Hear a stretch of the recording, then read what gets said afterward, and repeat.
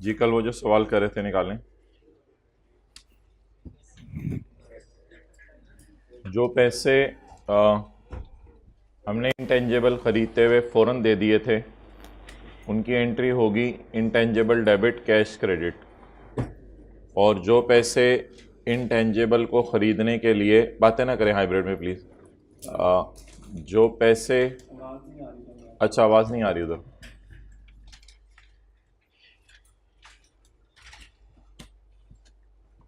Pause करके जाओ ना।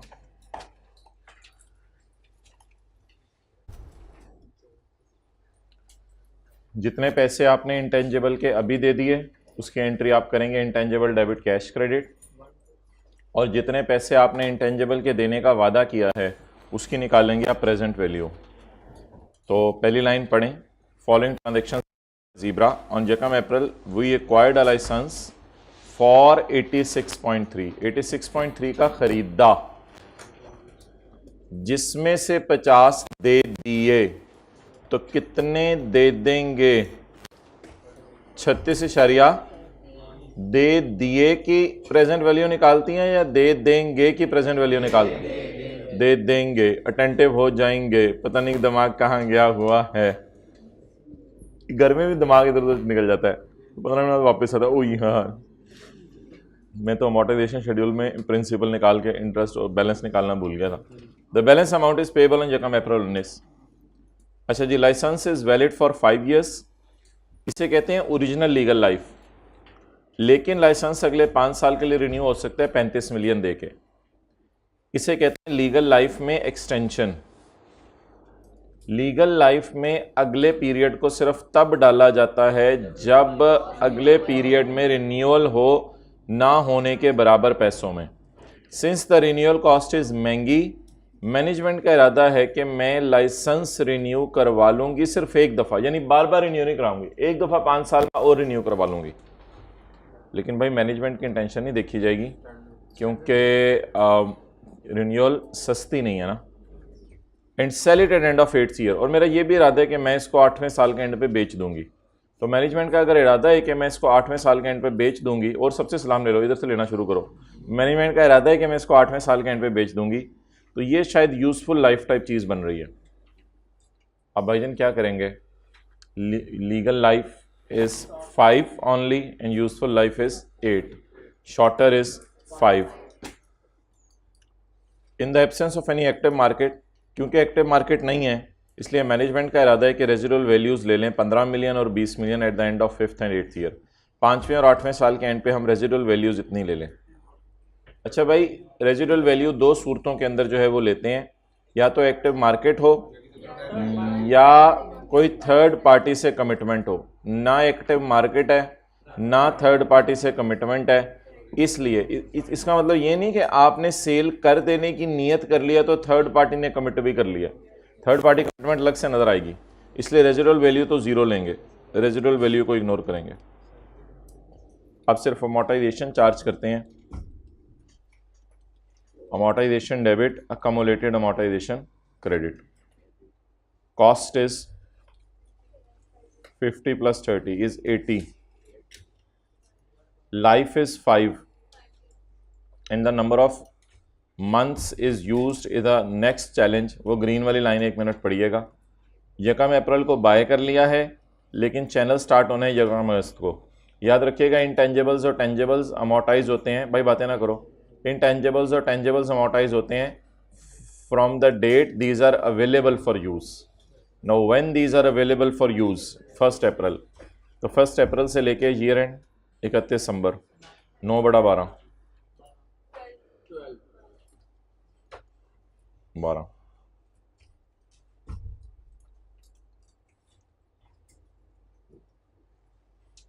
ओके,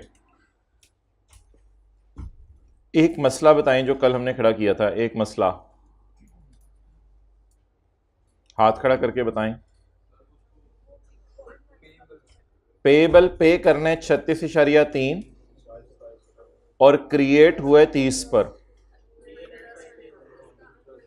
अब आहिस्ता आहिस्ता इसको ग्रो कराने ताकि ये 36.3 पर पहुंच जाए जब कभी पेमेंट का वक्त आए।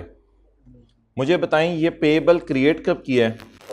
1 अप्रैल को। जब मैं ईयर एंड पे आऊंगा तो मेरा कितना अरसा और गुजर चुका होगा, यानी कितने महीने गुजर गए हैं? 9 मंथ्स और गुजर गए हैं। इसका मतलब है कि पेमेंट की मैं आहिस्ता आहिस्ता करीब होता जा रहा हूं। पहले मैंने पेमेंट करनी थी 2 साल बाद, अब मैं 9 मंथ्स पेमेंट के करीब हो गया हूं, यानी मैंने पेमेंट करनी है 1 साल और 3, लेकिन इस तरह नहीं सोचना 1 साल 3 महीने, बस मैं 9 महीने पेमेंट के करीब हो गया हूं। पहले मैं 2 साल में पेमेंट करनी थी, अब मैंने 9 महीने और आगे चला गया हूं। इसलिए इस पेएबल को ग्रो कराएंगे। ग्रो कराने का तरीका हुआ करेगा, ये जो पीवी आपने कड़ी हुई है ना, इसको पकड़ेंगे, इसको पकड़ के लगाएंगे डिस्काउंट रेट। कितना है? सवाल में नीचे दिया हुआ, मैंने छुपाया हुआ है 10%। लेकिन प्लीज प्लीज प्लीज इसको आप एक फैक्टर से मल्टीप्लाई करेंगे, क्योंकि 1 अप्रैल हमारे क्रिएशन ऑफ पेएबल की डेट थी। पेएबल क्रिएट किया था 1 अप्रैल को, लेकिन 31 दिसंबर पे हमारा जल्दी ईयर एंड आ गया, तो हम 9/12 करेंगे। कल 9/12 क्यों नहीं किया था? क्योंकि 1 जनवरी 17 को वादा किया था उसे पैसे देने का, और 31/12/17 हमारा ईयर एंड था, इसलिए कल 9/12 नहीं किया था। ओके जी, जवाब बता दें।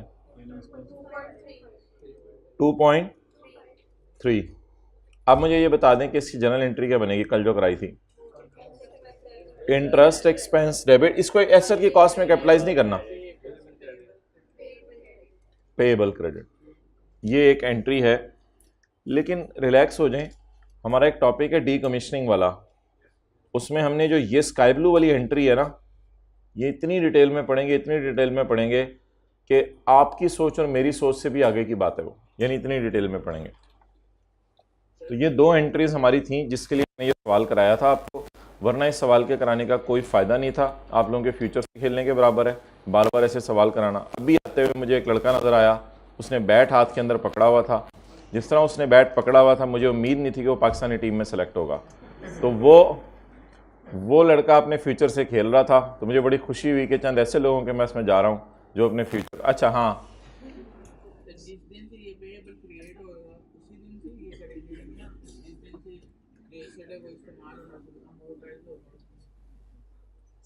जिस दिन से पेएबल क्रिएट होगा। मैंने कहा सुबह सुबह आपको खुश होकर जवाब देना।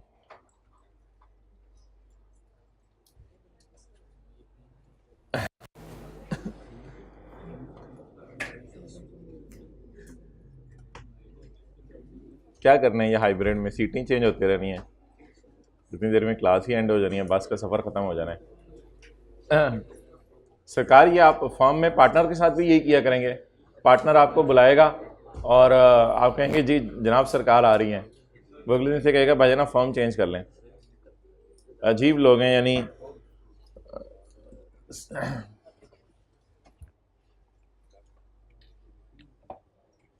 कंसोली फाइनल अकाउंट का सवाल इंशाल्लाह करेंगे। एक एडजस्टमेंट बस कर लें सेल ऑफ स्टॉक की, P2S और S2P वाली।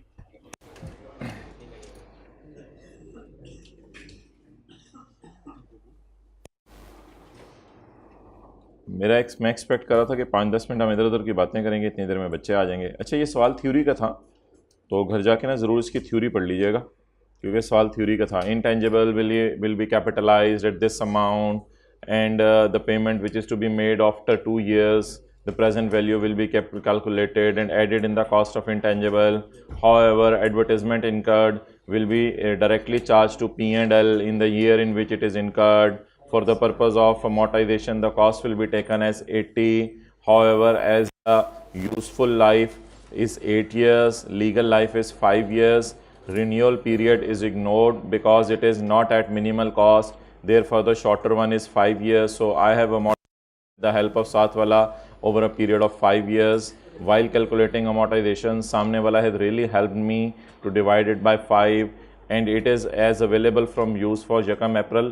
So that's why I myself has decided to amortize over a period of 9 months. So I have applied the factor of 9/12 for you, my dear examiner, my buddy, my bablu. And as far as the payable is concerned, so as I have gone closer 9 months for making the payment, Therefore, the interest is being calculated over a period of 9 months. For further detail, you can contact my daddy. Yes, sir.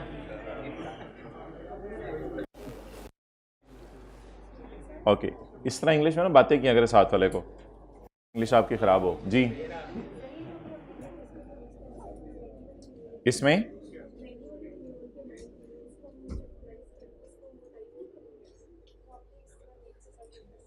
आप वो example 7 करके आए Monday की class में, फिर मैं आपके सवाल का जवाब देता हूँ। एग्जांपल 7 और 7A करके आए।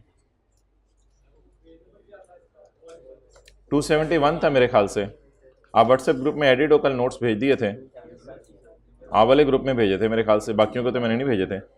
सिर्फ जिस ग्रुप में आप थे मैंने कहा था उसी में भेजना बस।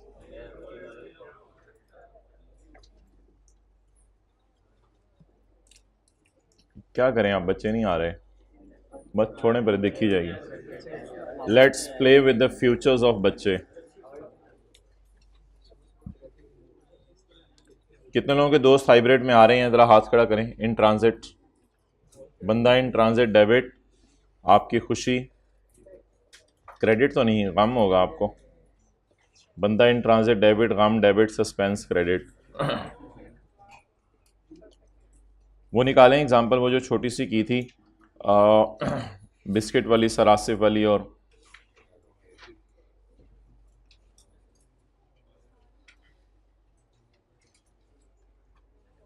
कौन सा पेज है?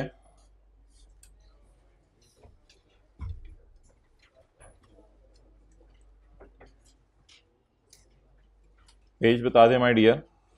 सरासिफ वाली और वो एग्जांपल की थी। अच्छा चलें पेज 19 निकालें, 1-2 मिनट बस और इंतजार कर लेते हैं बच्चों का। पेज 19,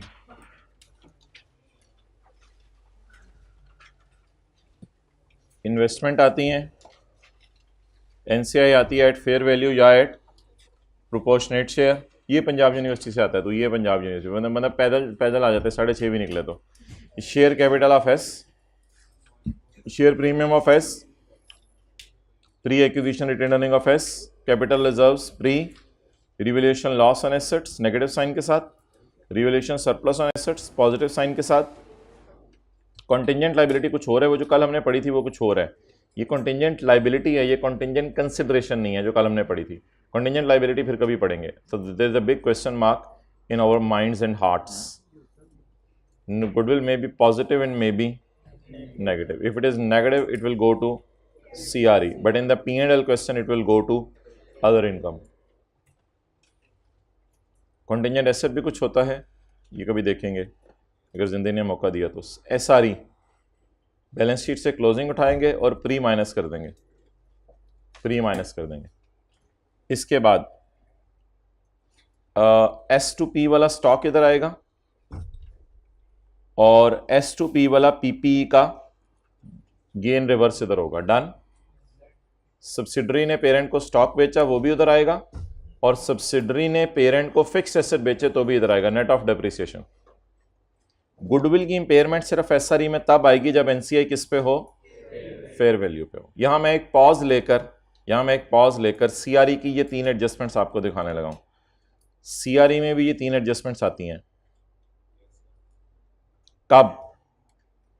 जब NCI, जब स्टॉक P2 और जब रिवर्सल ऑफ गेन P2। तो ये तीनों एडजस्टमेंट्स मैंने आपको CRE SRE दोनों में दिखा दी। कब कब आएंगी? I hope you got it. उधर P2S वाली, इधर P2S वाली आएंगी वर्किंग 3 में, और उधर S2P वाली। अच्छा, इसके बाद एक एडजस्टमेंट उधर देख लें ऑपोजिट साइड पर, जो मैं आपको येलो से दिखाऊंगा। डेट इज लॉस की रिवर्सल PPE, लेकिन S2P वाली, S2P वाली। और इधर लॉस की रिवर्सल कौन सी? P2S वाली। नेक्स्ट, 2 एडजस्टमेंट्स हैं, वो सिर्फ SRE में आती हैं। अगर आपने डेप्शन चार्ज करनी है सरप्लस पर तो वो गम में डेबिट साइड पे आएगा, और डेप्शन रिवर्स करनी है रिवैल्यूएशन लॉस पर तो वो खुशी है, वो क्रेडिट साइड पे आएगी। तो उधर आएगा डेप्रिसिएशन ऑन रिवैल्यूएशन सरप्लस, इधर आएगा depreciation on revaluation. That has nothing to do with CRE, so that is about SRE. Now come on CRE. Parent retained earning, subsidiary retained earning और negative goodwill. And subsidiary capital reserves balance sheet से आएंगे, pre माइनस होंगे और consolidated capital reserve और NCA में चले जाएंगे। ये फिर दो काउंट ऑफ 3.1 और 2.1 छोड़ने पर ये आपको पता है। एनसीए में एडजस्टमेंट अकाउंट से फिगर आएगी। एनसीए में ज़िंदगी भर तक याद रखिएगा 3 चीज़ें आती हैं बस, और कुछ भी नहीं आता। अच्छा जी, 2 चीज़ें आप मुझे बताएं, जो ये वर्किंग 5 है इसको छोड़ें अभी। 2 चीज़ें आप मुझे बताएं जो एसआरई और सीआरई में आ सकती हैं।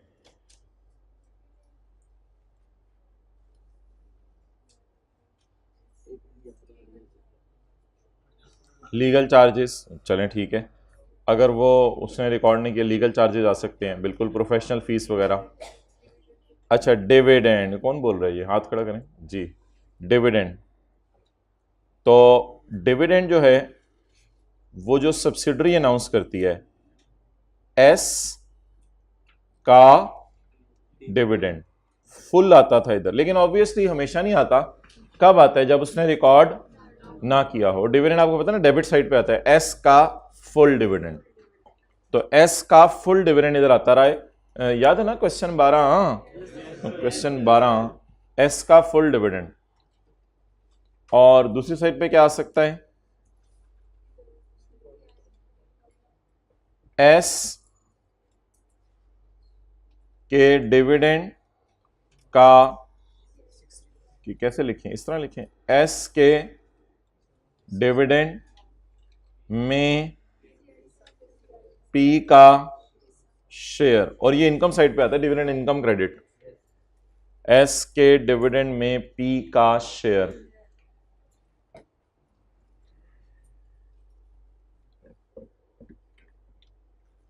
तो ये 2 चीजें भी हमने अकाउंट्स के अंदर जो है वो देखी थी जिंदगी में डिफरेंट मौकों पर।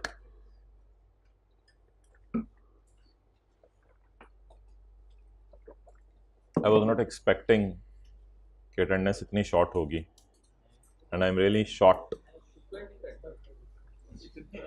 हाइब्रिड में देख लें, नहीं बहुत अटेंडेंस कम है। जो अगर आप खुले खुले होकर बैठे हुए हैं और कैलकुलेटर रखा हुआ है, बैग रखा हुआ है, इट मीन्स बस बाइक की कसर रहेगी थी आने की। अब हम शुरू करते हैं क्लास। भाई कोई काबी रूह आपको जगाती नहीं है घर में? हमें तो सुलाती है वो काबी रूह।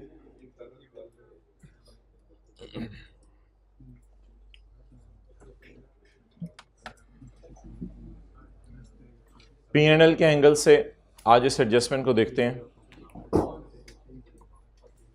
भाई ये डेटा याद ही है, 10 रुपए, 12 रुपए, 15 रुपए। इधर छोड़ें पर इधर देखें।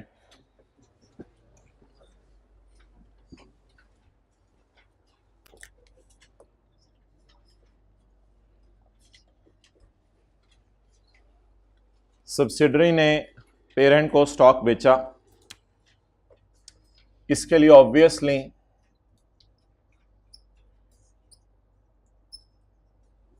सब्सिडरी को पहले खरीदना पड़ेगा। तो अब सारे अटेंटिव हो जाएं। सब्सिडरी ने 10 रुपए का बिस्किट खरीदा, और एक ही दफ़ा मैं बात करूंगा, और सब्सिडरी ने 12 रुपए का बेच दिया। जब सब्सिडरी ने, again you are attentive somewhere, पहुंचे हुए आप कहीं, 2 दफ़ा पकड़ा इसको। Purchase debit cash credit, subsidiary ने आउटसाइड वर्ल्ड से 10 रुपए का बिस्किट खरीदा और एंट्री की cash debit sale credit. Parent ने कहा हाँ ब्रो, परचेज डेबिट, बीवी sorry, purchase debit cash credit. Parent ने कहा परचेज डेबिट कैश क्रेडिट, और पेरेंट ने ये बिस्किट आगे 15 रुपए का बेच दिया। पेरेंट ने ये बिस्किट आगे 15 रुपए का बेच दिया। सब्सिडरी के स्टॉक में इसलिए नहीं कि उसने 12 रुपए का बेच दिया, पेरेंट के स्टॉक में इसलिए नहीं कि उसने 15 रुपए का बेच दिया। अब हम जो कहा करते थे वो फिगर्स, सोल्ड 12, सोल्ड से ना आपस की सेल होती है, जो आपस की सेल की है, sold 12, unsold lying in buyer stock, who is buyer? P. आपस की सेल तो एस ने की है ना, तो unsold lying in buyer stock 0, unsold का प्रॉफिट 0। इसलिए हम बैलेंस शीट के सवाल में एसआरई डेबिट स्टॉक क्रेडिट नहीं करते थे। Is it so? Balance sheet के सवाल में एसआरई डेबिट स्टॉक क्रेडिट नहीं करते थे क्योंकि ये एडजस्टमेंट 0 से आपस का प्रॉफिट उल्टाने की जरूरत ही नहीं, क्योंकि वो आउटसाइड वर्ल्ड को चीजें बिक गई। But in the questions of P and L V will post N adjustment. हम एक एडजस्टमेंट करेंगे। हम एडजस्टमेंट क्या करेंगे? हम अगर इनको जमा कर देंगे कंसोलिडेटेड फाइनेंशियल स्टेटमेंट्स बनाते हुए, अगर इनको जमा कर देंगे तो ये consolidated statement of comprehensive income में कोई अजीब सी कहानी बन जाएगी। अगर इनको जमा कर दिया खुदा ना खास्ता, तो कंसोलिडेटेड पी एंड एल में अजीब सी कहानी बन जाएगी। 15 जमा 12, 27 की सेल की है ग्रुप ने? नहीं, ग्रुप ने तो अगर 12 और 12 कैंसिल करें तो सीधी सी सेल है। 10 रुपए वाली चीज कितने की बेची है? 15 रुपए की। और कितना प्रॉफिट कमाया है? 5 रुपए कमाया है प्रॉफिट। ठीक है, तो इट इज नॉट कि हमारी ये सेल है। अच्छा, और ये अजीब सी कहानी बन जाएगी, सेल इन्फ्लेट हो जाएगी। इस सेल में आपस की सेल भी पड़ी होगी, जैसे डेटर में आपस के डेटर पड़े होते थे। और अगर परचेज जमा कर दी तो इस परचेज में आपस की परचेज भी पड़ी होगी। तो हाउ टू डील इट, इसको कैसे डील करना है, इसको कैसे डील करना है? अच्छा, बैलेंस शीट के सवाल में तो हम इस 0 की एंट्री कर देते थे, एसआरए डेबिट स्टॉक क्रेडिट। ये 0 की एंट्री तो होनी नहीं इस सवाल में। लेकिन जब मैं किसका सवाल सॉल्व करने लगूं? पी एंड एल का। सोल्ड कितना? 12, अनसोल्ड जी बिल्कुल, अनसोल्ड का प्रॉफिट 0। पी एंड एल के सवाल में मुझे एक काम और करना पड़ेगा। पी एंड एल के सवाल में मुझे इस 12 की फिगर को डिडक्ट करना पड़ेगा। इधर कुछ नहीं करते थे, इस 12 को इधर करेंगे। Deduct from sale and cost of sale. Deduct करेंगे सेल और कॉस्ट ऑफ सेल से। इसका भी कुछ करना होगा, लेकिन अभी ये फिगर 0 है इसलिए मैं इसको शो नहीं कर रहा। तो डिडक्ट कर दे इसको सेल और कॉस्ट ऑफ सेल से। अब जरा कंसोलिडेशन करके देखें। सब्सिडरी तो ने आपस की सेल की है, हां, सही तरीके से बोल, नहीं, हां, ये एडजस्टमेंट होगी। शोहर तूने आपस की परचेज की है, हां, कैंसिल कर दें। तो बता दें जी क्या क्या डबल इंपैक्ट डाला करेंगे? Deduct from sale and cost of sale. लेकिन एस टू पी है, तो जो एस ने आपस की सेल की। अब देखें,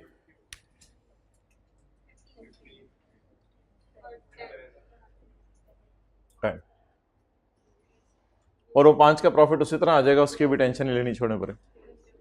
तो ये जी हमारी एडजस्टमेंट है, इसको आप नोट कर लें अपने रजिस्टर पे खुला खुला। पी एंड एल में क्या करना है? रेड मार्कर से मैंने लिख दिया है, बताएं क्या करना है? Deduct from sale and. P and L में क्या करना है? मैंने रेड मार्कर से लिख दिया, -12 -12। Well I am damn sure इसमें से भी कोई ना बंदा कुछ निकालने लगा। अभी आई एम डैम श्योर इसमें से भी ना अभी कुछ निकलेगा। आज फिर शुरू हो जाए, निकालना शुरू करो यार, इसमें से भी चीजें निकालो यार, आज कर दो, रात इधर ही हम। हाँ, क्या चीज? नहीं, P2S में भी ऐसे ही करेंगे, S2P में जी कीप द थिंग सिंपल। हाँ,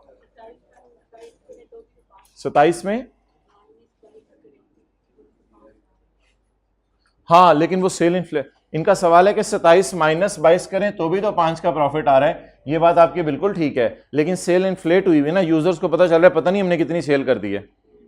हमने तो सेल 10 रुपए वाला बिस्किट खरीद के 15 रुपए का बेचा है मेरे ख्याल से, from the angle of group. आपको मैं जरा साबित कर दूं कि P&L में क्यों सेल 15 और 10 की जानी है। इधर देखें जरा, एक मिनट रुक जाए, मैं आगे आ गया हूं।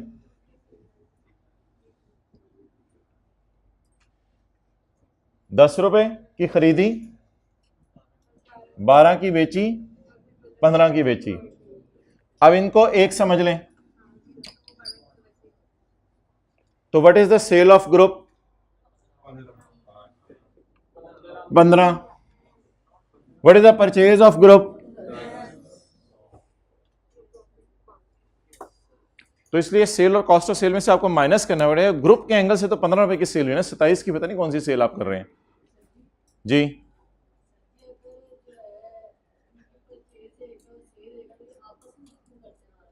आपस में क्यों करते हैं सारा कुछ?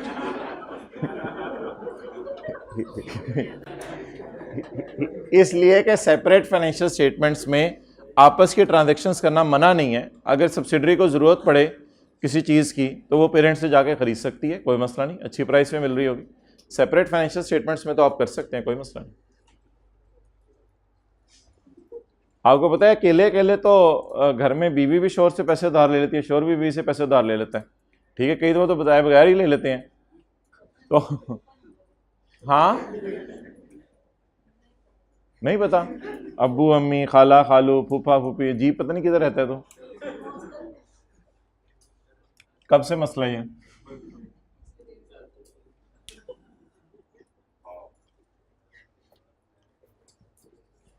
आप लोग हायर स्टडीज के लिए यूके नहीं गए?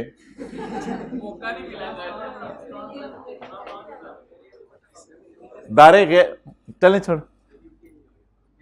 क्या जाके उधर गुल खिलाने थे आपने?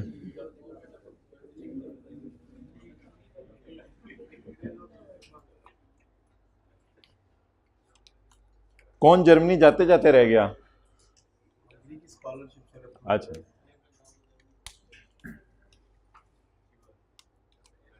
चलिए अच्छी बात है, वालिदैन की खिदमत का मौका मिल गया, बाहर ना जाइएगा।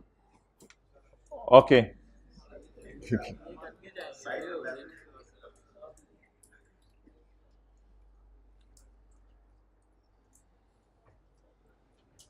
ओके, ये कौन सा वाला सिनेरियो है? हमने स्टॉक बेचा और अगले ने आगे सारा का सारा ही बेच दिया। पेपर में क्या करेंगे?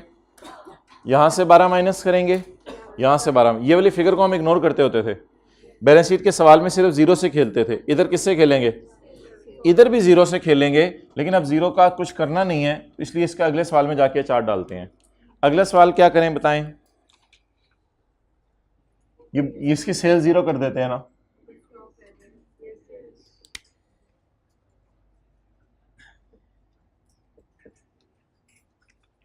अच्छा जी, अब जरा गौर से देखें, आसान सी बात है।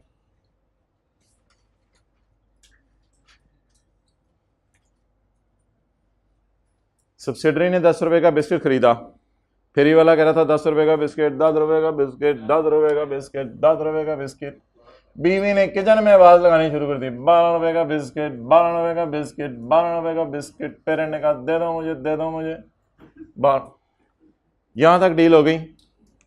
बेचारा पेरेंट आवाज ही मारता रहा, 15 रुपए का बिस्किट, 15 रुपए का बिस्किट, हर कोई करके जाता रहा।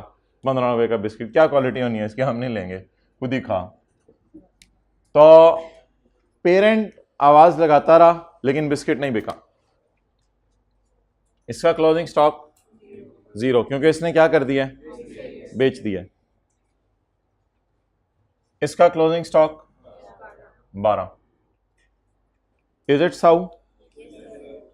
ओके, अब आप मुझे ये बताएं, हम बैलेंस शीट के सवाल में क्या करते थे, फिर मैं आज आपको बताता हूं हम P&L के सवाल में क्या किया करेंगे।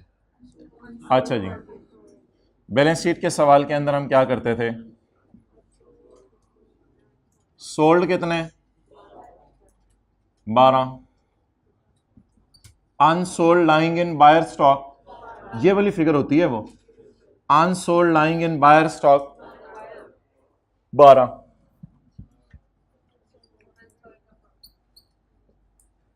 अनसोल्ड का प्रॉफिट, एक बार याद रखिएगा, प्रॉफिट उसकी बुक्स में आप देखते हैं जिसने प्रॉफिट रिकॉर्ड किया होता है और फिर उसी की बुक्स में एसआरई डेबिट करते हैं जाके। तो प्रॉफिट किसने बुक किया आपस का? एस ने। बच्चे प्रॉफिट इधर आके निकाल रहे होते हैं पागल। प्रॉफिट किसने बुक किया आपस का? एस ने। तो एस का प्रॉफिट बोले कितना, जरा हिम्मत करें, एस का प्रॉफिट 2 रुपए। तो ये 2 रुपए हम निकाल लिया करते थे। तो what is sold? 12। Who sold? What is the profit made by S? ये मैं आप कहना चाह रहा था आपको। What is sold? What is lying in buyer stock? 12। How much profit is made by seller? Seller seller seller जिसने आपस की सेल की है। सेलर वो होता है जिसने आपस की सेल की है, जिसने बाहर की सेल कर दी वो नहीं सेलर। ओके, बैलेंस शीट के सवाल में क्या करते थे? एसआरई डेबिट, स्टॉक क्रेडिट और बाकी सारी फिगरों को इग्नोर करते थे। लेकिन ये किस सवाल में करते थे? बैलेंस शीट के सवाल। अब हम बड़े हो गए, अब हम किसका सवाल करने लगे हैं? पी एंड एल का। नजर ना लगे। Sold 12, unsold lying in buyer stock 12 जी।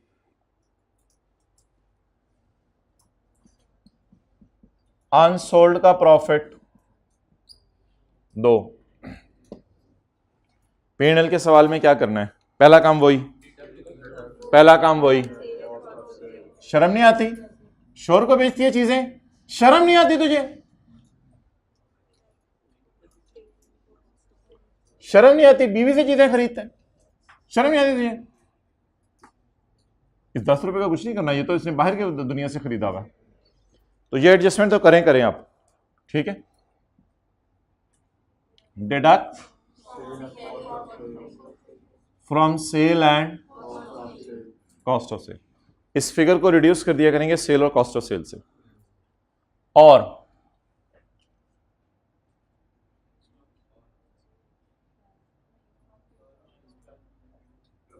भाईजान कह रहे हैं -12 करें ताकि क्लोजिंग स्टॉक 0 आ जाए, हालांकि वो पड़ा हुआ है। सरकार इसे कहते हैं पूंजी सरकार। भाईजान कह रहे हैं इसे -12 कर दें इधर। -12 करने से होगा ये कि 0 + 12 -12 इज इक्वल टू अंडा। बिस्किट पता नहीं किधर है, बिस्किट चोरी हो गया यार। कोई हद होती है एक चीज की। -0 -2 आपस का प्रॉफिट है ना, -2। स्टॉक पड़ा किस पे होना चाहिए था? एक भाई ना ऐसे देख रहे हैं, शहजादे बिस्किट 10 रुपए का लिया है, किताबों में 12 रुपए का पड़ा हुआ है। माफी दे दे मुझे, 10 रुपए पे ला रहा हूं, माफ किया। क्या करो? कुछ भी नहीं करा। ऐसे जब आप चीजों को देखते हैं ना, हुई -2 ये कितने का खरीदा है बिस्किट? बात खत्म करें। ये अगर आपस में बोंगियां ना मारते दोनों और वो किचन में ही बैठी रहती और 10 रुपए वाला अपने पास रखती, तो फिर बैलेंस शीट में कितने का नजर आता? 10 का। तो आपस में बेच के 12 का रिकॉर्ड कर दिया है। तू 12 का छोड़, तू 10 की चीज 2 करोड़ की बेच, वो तो इधर 2 करोड़ पे बैलेंस शीट में पड़ा होगा। पागल हो तुम लोग? दोनों को डीओजी ने बाइट किया, अजीब बातें कर रहे हो। तो सिंपल सी बात है, स्टॉक कितने पे पड़ा है और सरकार कितने पे पड़ा है? 12। लाना कितने पे है? 2 से क्या कर दें? वो 2 कौन सी वाली फिगर हुआ करेगी? ये वाली फिगर हुआ करेगी। अब जरा P&L बना के देखें फाइनल वाला। कुछ नहीं निकालना इससे, कुछ नहीं निकालना इससे। 12 का पड़ा है 10 पे लाने में, बस। अब इसे जो मर्जी इधर से आप अंदर लें या पाँव से इस कॉन्सेप्ट को अंदर लें अपने, वो अब आपकी मर्जी है। हमारा तो नॉर्मल तरीका यही चल रहा है कि इधर कान से लेते हैं और फिर अंदर से। अच्छा, साथ वाले ने मुंह बनाया हुआ या कुछ पूछने लगे तो उसको। हाँ जी भाईजान, 12 - 12 0। ठहर जाए, नहीं नो हॉर्न नहीं। 12 - 12 ठहर जो 10 जमा 12 - 12 10। ऐसे एकदम दरवाजा खोल के जल्दी आ रहा है, बड़ी चीज मिस होगी इसकी। 40 मिनट लेट आया वो नहीं सोच रहा। 0 जमा 12 - 2 10। तो ओवरऑल जब हमारा पी एंड एल बनेगा, वैसे मैं बनाना नहीं overall P and L, zero का आया है, क्यों? आउटसाइड वर्ल्ड को सेल नहीं की। कितना जबरदस्त कंसोलिडेटेड पी एंड एल हमने बना के दिखा दिया यूजर्स को कि अल्हम्दुलिल्लाह हमारा ग्रुप ने सेल नहीं की। हाँ 10 की चीज खरीदी हुई थी, अगर बीवी किचन में ही रखती तो 10 पे ही पड़ी रहती। बस ये हमने बता दिया यूजर को। अब जो जो कुछ निकालना है इससे निकालें, मैं आपको 5 मिनट दे रहा हूं, इसमें से भी निकालें आज कुछ। जी जी, कौन सा 14? हाँ हाँ हाँ, वो मैं बताता हूँ, वो मैं बताता हूँ फिर क्या होना है। इसकी मैं 2 रुपए की अलग से एंट्री आपको करके दिखाने लगा हूँ। ये 12 रुपए ये वाले हो गए, 2 रुपए की एंट्री मैं आपको करके दिखाने लगा।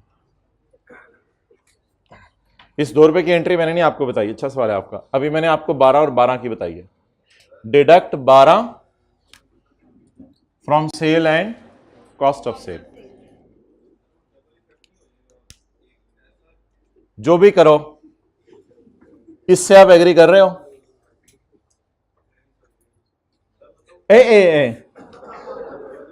बीवी ने कितने का खरीदा? 10 का। अगर आपस में ना बेचती तो किचन में कितने का पड़ा होता? प्रॉफिट ग्रुप ने नहीं कमाया क्योंकि आगे बेच नहीं सके। क्या ये सब कुछ करने के लिए ये सब कुछ करना पड़ना था? किया? बोलो किस में मसला है? क्या पूछो ना भाई, पूछो।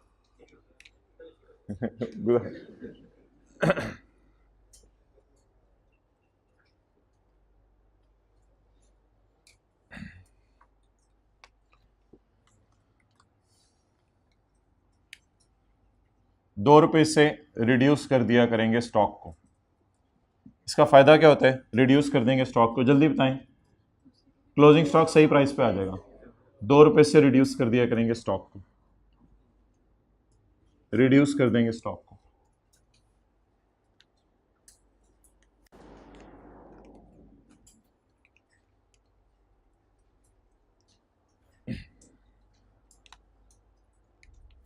जी अब कंक्लूजन बताएं क्या क्या करना है। कंक्लूजन बताएं क्या क्या करना है। ₹12 को माइनस करना है सेल से और कॉस्ट ऑफ सेल से, और ₹2 इधर आ रहे हैं, पिछले सवाल में 0 आ रहे थे। ₹2 को कहां से माइनस करना है? Closing stocks. डन।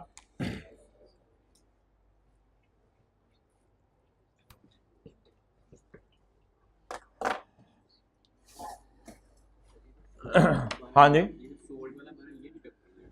हाँ आपस की सेल वाला 12 माइनस करना है। हु मेड आपस की सेल? ये वाला 12 माइनस करना है। यू आर एग्जैक्टली राइट, ये वाला 12, और वो यही फिर 12 इधर भी ऑब्वियसली पड़ा होगा। तो deduct from sale and purchase लिख लें अगर आपको थोड़ा सा मसला आ रहा है तो। Deduct from sale and purchase, लेकिन परचेजेस असल में सवाल में हमें नजर नहीं आनी। अच्छा, पी ने अगर कुछ ना कुछ सेल की और कुछ ना की हो तो वो फिर अनसोल्ड का प्रॉफिट इधर आ जाया करेगा, तो कोई मसला नहीं, वो हम देख लेंगे, अभी सवाल करते हैं बस। अच्छा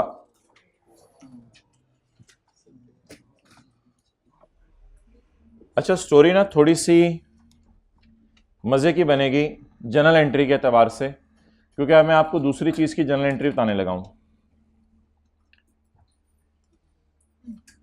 एक ऐसी आपको पुरानी एडजस्टमेंट याद कराने लगा हूं।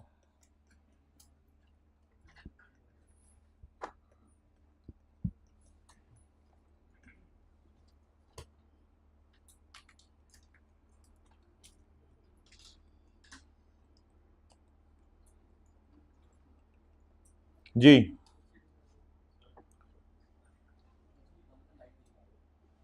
अच्छा, तो कितनी देर में आएगी? नहीं तो ये बाकी इनकी तो लाइट आ गई, उनकी क्यों नहीं आई?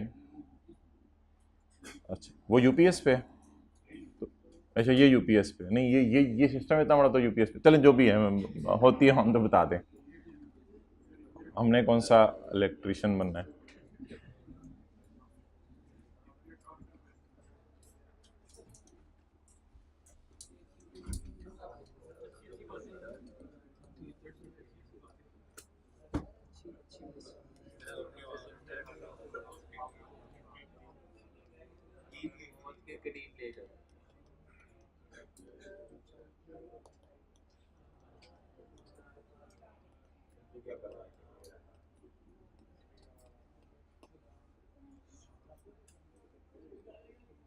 इसको अंग्रेज कहते हैं ईदर और नीदर नीदर। हाँ यार, ये देखा करें, इन लोगों की बातें सुना करें। इधर आपका फ्यूचर बन रहा है और आपका फ्यूचर बिगड़ है।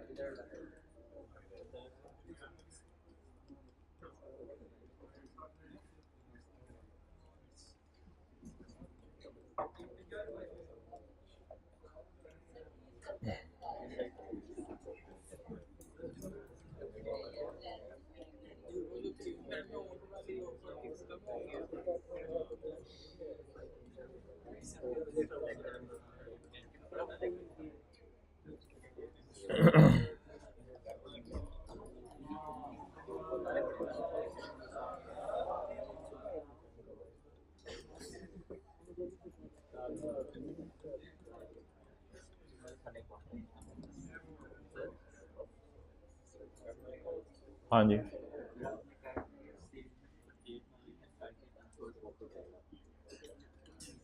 क्या चीज?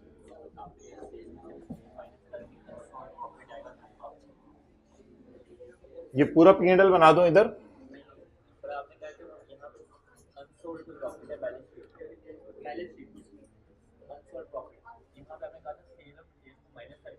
मैं पता नहीं क्या शुरू कर दें। हाँ यार, लाओ, कोई सवाल पूछ रहा था जी। सर आपने कहा है कि सेल को परचेज में से माइनस करें 12 माइनस 10 ऊपर से, तो उससे जो अनसोल्ड प्रॉफिट आएगा। हाँ, लेकिन वो इस सूरत में है जिस वक्त सब्सिडरी ने सारी सेल पी को की हो। लेकिन अगर सब्सिडरी ने कोई और सेल भी की हुई है दुनिया में, तो फिर शायद इस सेल परचेज का डिफरेंस ना ले सके हम, तो हम आम सवालों में नहीं ले सकेंगे ऐसा। अच्छा जी, तो हाइब्रिड वाले हजरात, ये कुछ बातें इनको लिखी थी। हर गुजरने वाला लम्हा या आपका फ्यूचर बना रहा है या बिगाड़ है। No, it's up to you कि आप अपना फ्यूचर बनाएं या बिगाड़ें। साथ वाले को मुस्कुरा के देखें, फिर हम आगे चलते हैं। अच्छा, मैं आपसे ये पूछने लगा था कि मेरा ओपनिंग स्टॉक है 50, मेरी परचेजेज हैं 100 और मेरा क्लोजिंग स्टॉक है 12, मेरा क्लोजिंग स्टॉक है 30। एनआरवी लॉस रिकॉर्ड करने की वजह से मेरा क्लोजिंग स्टॉक गिर के रह गया किस पे? 28 पर। मुझे ज़रा आप बताएं कि इधर कॉस्ट ऑफ सेल कितनी आ रही है? 120, 122, what ever the gross profit में भी, मुझे इससे कंसर्न नहीं है। मुझे बताएं कि क्लोजिंग स्टॉक कम करने की जनरल एंट्री क्या होती है? क्लोजिंग स्टॉक कम करने की जनरल एंट्री क्या होती है?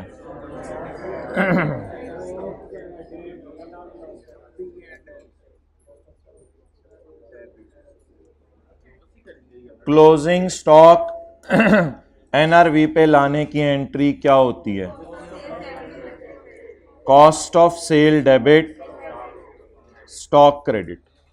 कॉस्ट ऑफ बढ़ जाती है क्योंकि एनआरवी लॉस है, लॉसेस से खर्चे बढ़ते हैं। कॉस्ट ऑफ सेल डेबिट और बोले स्टॉक क्रेडिट। लेकिन अगर मुझे वाज़े तौर पे कभी जिंदगी में क्लोजिंग स्टॉक नजर आ रहा हो तो मैं क्लोजिंग स्टॉक को कम करता हूं, क्लोजिंग स्टॉक को कम करता हूं। अगर मुझे क्लोजिंग स्टॉक नजर आ रहा हो जिंदगी में, अगर मुझे जिंदगी में ये पिक्चर नजर आ रही हो तो मैं क्लोजिंग स्टॉक को कम करूंगा, मेरा अल्हम्दुलिल्लाह काम हो जाएगा, बैलेंसिंग फिगर्स खुद ही सही आएंगी। लेकिन अगर कभी खुदा ना खास्ता जिंदगी के किसी मोड़ पर कोई बंदा मुझे ये कह दे कि एनआरवी लॉस रिकॉर्ड करो 2 रुपए का, अब मुझे सिर्फ सेल नजर आ रही है सवाल में और कॉस्ट ऑफ सेल नजर आ रही है, अब मैं किस दीवार में टक्कर मारूं? अब मैं क्या करूं? अब मैं माइनस तो कैलकुलेटर पे कुछ कर नहीं सकता, अकल है थोड़ी सी। अब मैं क्या करूं? खर्चे बढ़ा दूं।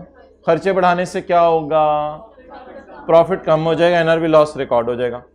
अगर जिंदगी में आपको इतना ज्यादा डेटा दे दे तो आप सिंपली कीजिएगा, क्लोजिंग स्टॉक को किस पे ले आइएगा, कैलकुलेटर पे कौन सा साइन लगाएंगे, 3 - 2। और बोले यार 3, ऐसे ना देखा करें चीज़ों को, कुछ भी नहीं होती चीज़ें, कोई मुश्किल चीज़ होती है मैं खुद थोड़ा सा ऑन कर देता। अगर इतना डाटा आपके पास अवेलेबल है तो 30 को 28 पे कैसे लाएंगे, कैलकुलेटर पे कौन सा साइन लगाएंगे, माइनस का साइन लगाएंगे। ये बात समझ आ रही? अगर खुदा ना खास्ता आपको ये डाटा ना अवेलेबल हो और आपको मैं कहूं 2 रुपए का एनआरवी लॉस रिकॉर्ड करें, कोई तरीका बताएं। कॉस्ट ऑफ सेल को बढ़ाएंगे आप, जब आप बढ़ा देंगे कॉस्ट ऑफ सेल को तो प्रॉफिट खुद ही कम हो जाएगा। इसलिए एनआरवी लॉस की एंट्री होती है cost of sale debit and stock in balance sheet credit. ये एंट्री होती है एनआरवी लॉस की, cost of sale debit stock credit. अब मैं क्लास में हमेशा यहां प्लस का साइन यूज किया करूंगा। क्यों? इसलिए कि आज मैंने आसान सवाल रखा था, मैंने आपको क्लोजिंग स्टॉक का लाइन आइटम शो किया हुआ है, मैंने आपको क्लोजिंग स्टॉक का लाइन आइटम शो किया हुआ है, लेकिन पेपर में closing stock opening stock purchases नहीं दी होंगी, पेपर में दी होगी कॉस्ट ऑफ सेल। वो मैंने यहां शो नहीं की, बड़ा बात लंबी हो जानी थी। पेपर में क्या दी होगी, कॉस्ट ऑफ सेल। तो अब अगला फड्डा ये आता है कि जब हम सवाल करने शुरू करते हैं तो बच्चे कहते हैं उधर आपने माइनस का साइन यूज किया था, अब आप प्लस का साइन यूज कर रहे हैं। तो प्लीज इसलिए ये परेशान नहीं होना। अगर क्लोजिंग स्टॉक को छेड़ना है तो एनआरवी लॉस कैसे रिकॉर्ड होगा, माइनस करके। एनआरवी लॉस इसलिए बता रहा हूं कि उसकी आदत पड़ी हुई है। और अगर कॉस्ट ऑफ सेल को छेड़ना है तो एनआरवी लॉस कैसे रिकॉर्ड होगा, इसलिए एक जर्नल एंट्री मुझे बनवा दें यहां, journal entry cost of sale debit stock credit. Stock तो आप एग्री कर रहे हैं ना, कम हो रहा है, उसमें मैं आपको कुछ नहीं कह रहा, लेकिन लाइन आइटम अगर क्लोजिंग स्टॉक छेड़े तो मैं आपके साथ हूं, माइनस साइन पेपर में यूज कर लीजिएगा। लेकिन अगर लाइन आइटम पेपर में कॉस्ट ऑफ सेल छेड़ना पड़ा, दोबारा देख लें इधर, अगर क्लोजिंग स्टॉक की लाइन छेड़े तो माइनस का साइन लगाना पड़ेगा, 30 - 2 28। और अगर कॉस्ट ऑफ सेल की लाइन छेड़े तो प्लस करना पड़ेगा।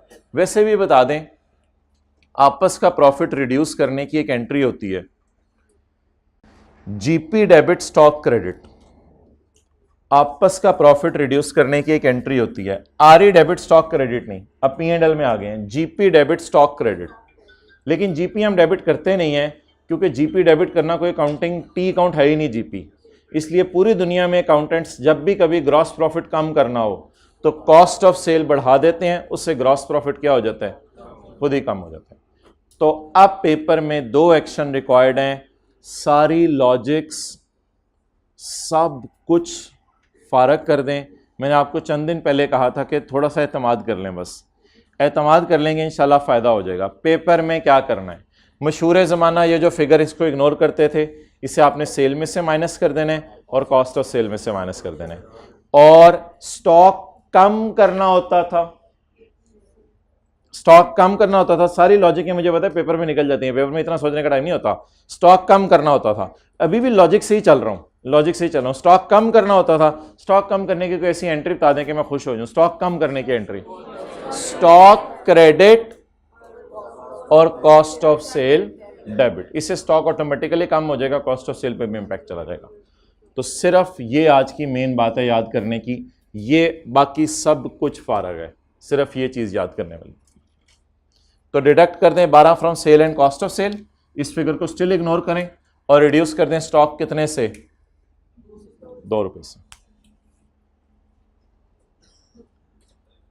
हाँ जी, क्या वो इंशाल्लाह हम अभी सवाल करते हैं, उसमें हम देख लेंगे एडजस्टमेंट्स कैसे पोस्ट करनी है। एडजस्टमेंट्स अभी पोस्ट करना सीख लेते हैं।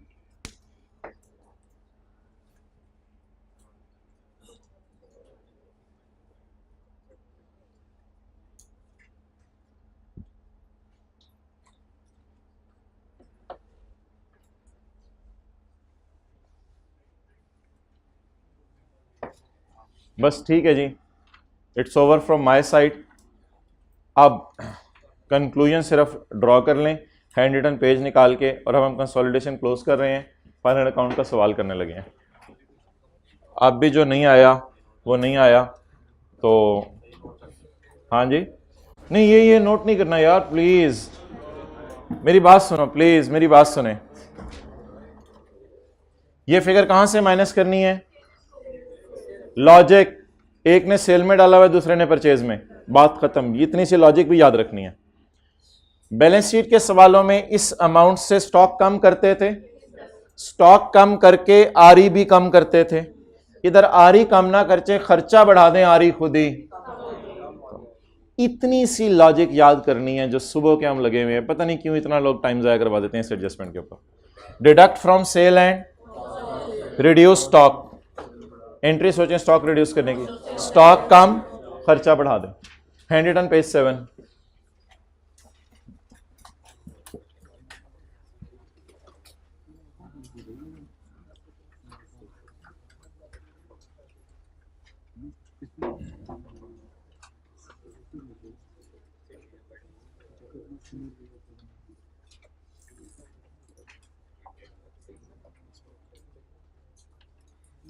एडजस्टमेंट नंबर कौन सी? 2 कर लें, 3 कर लें, आपकी मर्जी है। 3 कर लें। Cell of stock bye S2P, कितना बेचा? 30। ये तो मैंने अपने तरफ से फिगर से ज्यूम किए हैं। सोल्ड 30, अनसोल्ड, अनसोल्ड का प्रॉफिट, बस कुछ भी नहीं करना आप लोगों ने। इसको आपने क्या करना है यार? डिडक्ट कर देना है from sale and cost of sale, क्योंकि एक की सेल में पड़ा है दूसरी की परचेज में, और इसकी एंट्री कर देनी है। ये स्टॉक बैलेंस शीट में जाके क्रेडिट हो जाएगा और कॉस्ट ऑफ सेल P&L में डेबिट हो जाएगी। बस पिछले 50 मिनट जाया हमारे। ये क्या करेंगे? सवाल खुलने दें, सवाल खुलने दें। कहां करेंगे जी? सेल वाली फिगर को कहां कहां से माइनस करना है? सेल और कॉस्ट ऑफ सेल में। और SRE डेबिट स्टॉक क्रेडिट या खर्चा डेबिट स्टॉक क्रेडिट? खर्चा बढ़ने से SRE खुद ही कम हो जाएगी। Deduct 30 from sale and pass journal entry, cost of sale debit. ये हिट वर्किंग 5 इंशाल्लाह सवाल खुलेगा तो समझ आएगी। ऐसे कंधे करें और जो कुछ पड़ा हुआ है उसको ऐसे डस्टबिन में फेंक दें, पारा करें। फाइनल अकाउंट देखें, मैं चैप्टर बना के लाया हूँ, अगर इधर रखा हो। ये क्वेश्चन नंबर 11, पेज नंबर 662। इंशाल्लाह 1 घंटे बाद हम ब्रेक लेते हैं। Question number 11, page 662। The following balances have been extracted। 662। Following balances have been extracted। थोड़ा सा सवाल का अदब करें। The following balances, ऐसे जरा बैठ जाएं सारे। The following 32 तोपों की सलामी। The following balances, थोड़ा सा बैठें जरा ऐसे, थोड़ी देर ऐसे, हाइब्रिड वाले जरा ऐसे बैठें।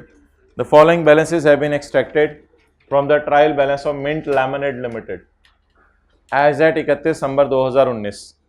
डेटर ऐसा टाइप चीज है, वर्क इन प्रोग्रेस कैपिटल ऐसा टाइप चीज है, प्रोविजन फॉर डाउटफुल डेट का ओपनिंग बैलेंस दिया हुआ है, sales, cost of sales, research and development, dividend receivable.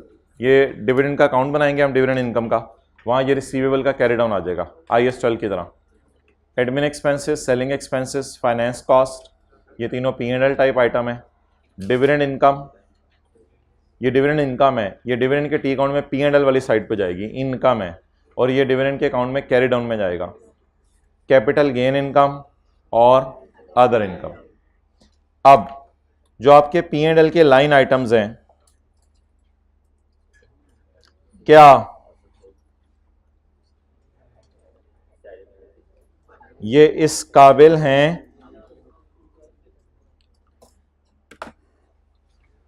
Debtor Contra asset, sorry asset Contra asset account, asset account, बाकी सारे P&L टाइप आइटम्स हैं। क्या ये सारे इस काबिल हैं कि इनको हम अलग अलग लाइन के तौर पे P&L के मुंह पे ले जाएं? बिल्कुल नहीं, ये बिल्कुल इस काबिल नहीं है। हमारी फाइनेंशियल स्टेटमेंट्स में बड़ी कंजूसी होती है, हमारी फाइनेंशियल स्टेटमेंट्स में सारी चीज़ें एज अ लाइन आइटम नज़र नहीं जाती, वरना तो P&L के अंदर भी पूरी बारात आई होगी। तो टू अवॉइड द बारात इन P&L में बारात अवॉइड करने के लिए हमने सिर्फ दुल्हा दुल्हन को लाना है, क्योंकि बाकी तो रेलेवेंट नहीं है। इधर है फाइनल अकाउंट, ऊपर है क्या नीचे?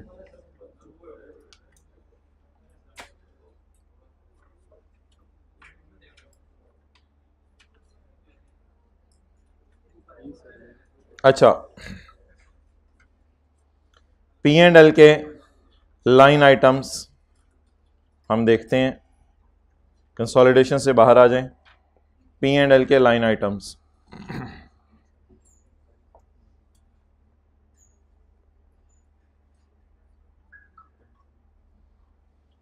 पता नहीं आप लोगों ने किस टाइम कल घर वालों से इजाज़त ली। मैंने 5:37 पे तकरीबन, नहीं 6:37 पे घर वालों से इजाज़त ली थी आज की क्लास की। आप लोगों ने पता नहीं किस टाइम ली।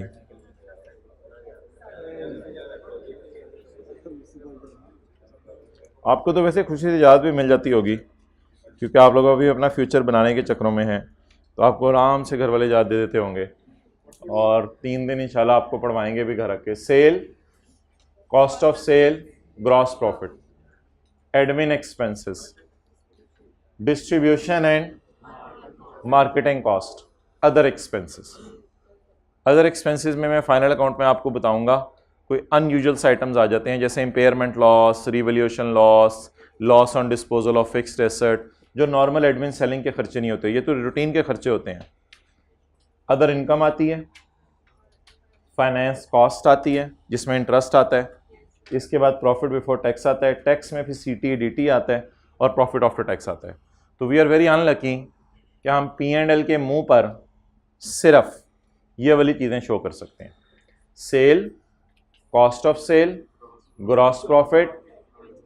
अच्छा, कॉस्ट ऑफ सेल में खर्चे होते हैं फैक्ट्री के। कॉस्ट ऑफ सेल में किसके खर्चे होते हैं? फैक्ट्री में, जहाँ प्रोडक्शन हो रही है, जहाँ मशीनें चल रही हैं, जहाँ लेबर काम कर रही है।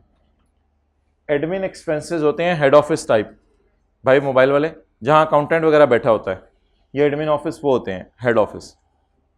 और डिस्ट्रीब्यूशन एंड मार्केटिंग एक्सपेंसेस होते हैं जहाँ शोरूम होता है, शोरूम में गाड़ियाँ और स्टॉक बिकने के लिए पड़ा होता है, तो डिस्ट्रीब्यूशन एंड मार्केटिंग एक्सपेंसेस उसके होते हैं। बाकी सारे अदर एक्सपेंसेस आ जाते हैं। और अदर इनकम आ जाती है, ये पॉजिटिव टाइप चीज़ है। इंटरेस्ट एक्सपेंस आ जाता है। अदर इनकम को हम GP के नीचे भी रख लिया करेंगे, वो भी चलेगा, या फाइनेंस कॉस्ट के भी नीचे रख लेंगे, वो भी चलेगा। GP के नीचे हम रख लिया करेंगे अदर इनकम को, कोई मसला नहीं। प्रॉफिट बिफोर टैक्स और प्रॉफिट आफ्टर टैक्स। अब मुझे बता दें, हमारे सवाल के अंदर जो इन्फॉर्मेशन आ रही है, सेल है, शुक्र है, ये तो अलग लाइन आइटम है, कॉस्ट ऑफ सेल भी अलग लाइन आइटम है। R&D को कहीं ना कहीं डालना पड़ेगा। हो सकता है R&D को हम बैलेंस शीट में डाल दें, अगर ये सारी अच्छी वाली डी हुई, और अगर ये R हुई और बुरी वाली डी हुई और अच्छी वाली डी हुई, तो फिर हम इसके 3 टुकड़े करेंगे और कुछ बैलेंस शीट में डाल देंगे, कुछ P&L में डाल देंगे, एडमिन एक्सपेंसेस में डाल देंगे, या जैसे भी कर लें, वो कोई मसला नहीं। तो इसको कहीं ना कहीं रिक्लासीफाई करेंगे। एडमिन एक्सपेंसेस आ रहे हैं, सेलिंग एक्सपेंसेस आ रहे हैं, फाइनेंस कॉस्ट आ रही है सवाल में, dividend income, capital gain income और अदर इनकम, ये तीनों पता नहीं कहाँ जानी है। Dividend income, capital gain income और अदर इनकम, ये अदर इनकम में जाएगी, ये सेल में ऐड नहीं होगी। डिविडेंड इनकम क्या होती है? आप लोगों ने माशाल्लाह टैक्स पढ़ा हुआ है, शेयर्स पर डिविडेंड आया। कैपिटल गेन इनकम क्या होती है? शेयर्स ही बेच दिए। और अदर इनकम इसके अलावा भी कोई बिजनेस की होगी। तो ये एनुअल रिपोर्ट 2019 आपके सामने अक्सर खोली जाती है। ये इसके लाइन आइटम्स हैं जो ज़बानी आपको याद हो गए, sale, cost of sale, admin, selling, other expenses, other income, finance cost, profit before tax, tax और प्रॉफिट आफ्टर टैक्स। चलें जी, सवाल की रिक्वायरमेंट पढ़ें। पहली क्या है? P&L बनाना है और OCI बनाना है। ठीक है, चलो बना दो यार दूसरा पार्ट।